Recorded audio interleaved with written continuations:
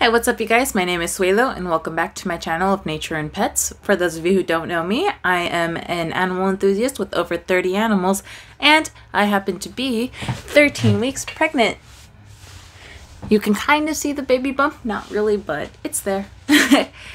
This week, my baby is about the size of a house mouse. So for those of you who have had the fortune or misfortune of meeting a little house mouse, that's about the size of a 13-week-old fetus. And this week, we're going to go ahead and talk about my genetic testing in addition to some pregnancy symptoms I've been experiencing in my first trimester. So first, let's go over my genetic testing. I was able to do the non-invasive prenatal testing where they just drew my blood and assessed the baby's genetic code from there, which was super cool.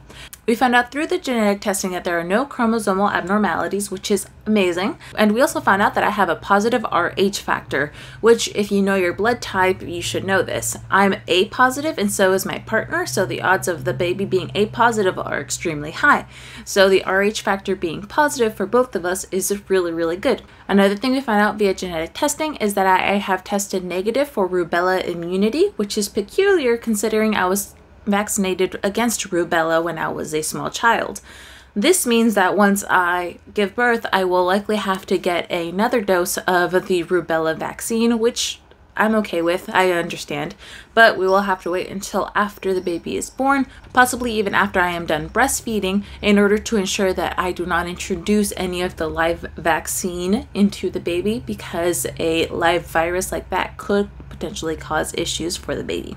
With that, I am extremely happy that the baby is looking very healthy in the womb, and I'm super excited for my next prenatal visit, which will be next week, in order to get another ultrasound and assess any changes that have occurred in my body over the last few weeks. Now let's move on over to the pregnancy symptoms of my first trimester. I am really fortunate to say that I have had a list of pregnancy symptoms, but I have not had the #1 pregnancy symptom you hear everyone talk about, which is morning sickness.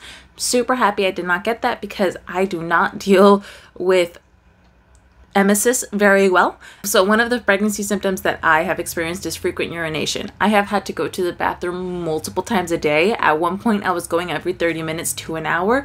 Thankfully that has subsided and now I can actually sleep through the night for the most part without having to get up 5 times a night. I am now down to 2 times a night, which is huge considering I have been going 5 times a night, and that really does disrupt your sleep. Another thing that I experienced was I have tender swollen breasts, and if it weren't for that fact, I probably wouldn't have realized that I was pregnant. That was one of my really early indicators that there might be something going on inside of my uterus. Another thing that I've experienced, which is abnormal for me, is headaches. I am not one to normally get headaches, but I've been able to control them using acetaminophen or Tylenol, for layman's terms, and it has worked really well. I get them few and far between, but they do occur and it is noticeable, so I am very happy that I have medication to control that. Another thing that I have experienced is infrequent abdominal cramping. So abdominal cramping can be very nerve-wracking when you first experience it, but it is completely normal as long as there isn't prolonged abdominal cramping and there isn't any followed up spotting or anything like that. Since it's just mild abdominal cramping, I am okay. So I am very fortunate that it has only been few and far between. Another very common pregnancy symptom that a lot of us hear about is irritability and moodiness. I have been increasingly irritable and moody, and I have been trying to rein that in because I am very conscious of the way that I have been treating my partner, but I am slowly reining it in, and thanks to the fact that I am now in trimester #2, we will hopefully see less of that moodiness and more of the general pregnancy happiness. Another thing that I've experienced, which could be tied into the frequent urination, is increased thirst. I have experienced a lot of cotton mouth, a lot of dry mouth, so I have been drinking a lot of water, and I've increased my intake from maybe 4 to 8 cups a day to 16 cups a day. So it might be a little excessive, but it really does feel like I am super dehydrated, so I'm constantly drinking water and keeping myself really hydrated, which shows. But I mean, that's the price I pay whenever there is an increased blood flow in your body. Sometimes you need to supplement the liquids that you are intaking. Another thing that I've noticed is I have an increased sense of smell. that is super interesting because before I've always had a really congested sinuses. Because of those congested sinuses, I've had trouble being able to smell a lot of things.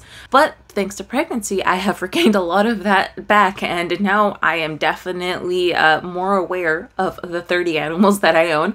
And I'm also more aware of any time my roommate's cooking good food because the smell wafts upstairs and I can just instantly know what it is. It's so awesome, but also kind of a pain because then I get really hungry and I want to go eat food. Speaking of food, I have had few pregnancy cravings, none at all that were really aversions, which I'm very happy about, but I've had cravings for specifically pot stickers, tahini, and fruit or cucumbers. It's so freaking bomb. I've also craved Takis and hot chips, any sort of hot chips like hot Cheetos. So good. I can't say no to them. I really like them. I've also craved ice cream and I've craved potato tacos. Or tacos de papa. They're one of my favorite childhood dishes that my mom would make. It's so simple and so easy and they're so good. So I've been making a lot of those for myself. I know my partner probably misses having other food, but I'm the one making the food, so I get to choose. And I have been loving the potato tacos. So good, so bomb. Another pregnancy symptom that's pretty common is that I've been experiencing is fatigue. I have generally been a very tired person my entire life. That is attributed to the hypothyroidism. My thyroid wasn't working right, so I wasn't getting the right energy supplemented to my body. So now that I am on medication, I have experienced an increase in energy, but also still feel fatigued. And that is very normal considering I am growing a human inside of my uterus.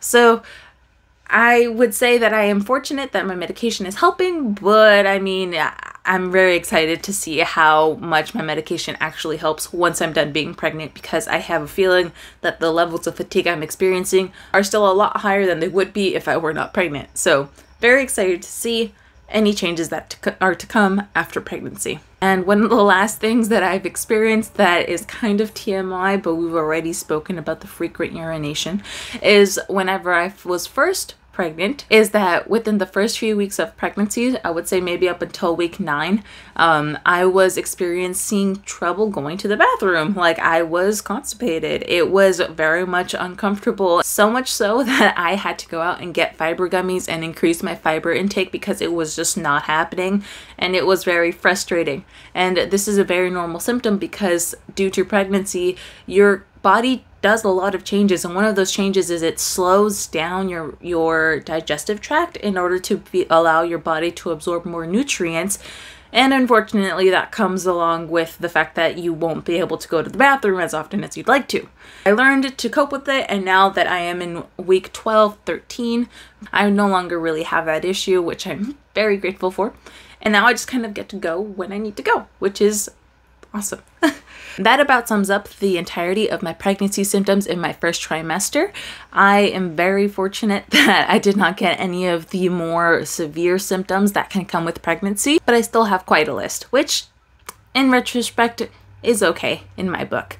I'm looking forward to see what's to come in trimester number 2 and trimester number 3. And that wraps up this video. Go ahead and leave your pregnancy symptoms down below in the comment section so we can see if we have anything similar or if you've experienced anything different from me. I'm super curious to see what other expectant mothers are dealing with. And if you have any suggestions for any future videos, go ahead and leave it down in the comment section below as well. Thank you guys so much for watching. I really appreciate it, and I'll see you guys in the next video. Bye-bye.